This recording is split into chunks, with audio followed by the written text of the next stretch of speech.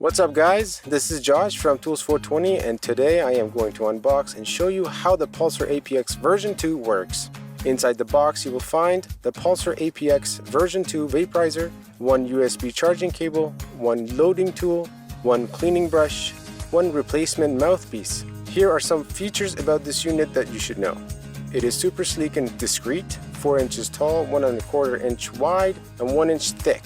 It has a heat up time of 30 seconds, ceramic conduction heating oven, 5 preset temperatures, and LED battery life indicator, 5-minute auto shut-off time. This unit also comes with a 6-month warranty.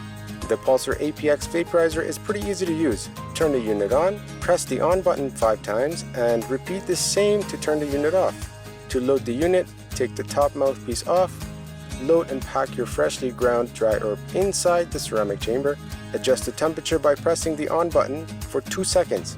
This allows you to cycle through the 5 preset temperatures of 356, 374, 392, 410, and 428 degrees Fahrenheit.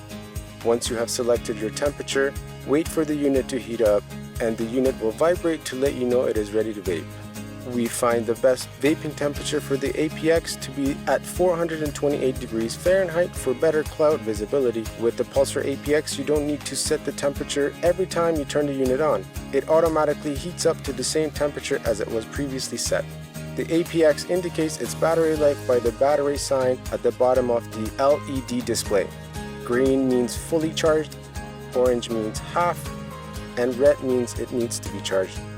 Thank you for watching this video and hopefully you find it useful. If you already have this unit, please share your thoughts and questions about this unit in the comment section below.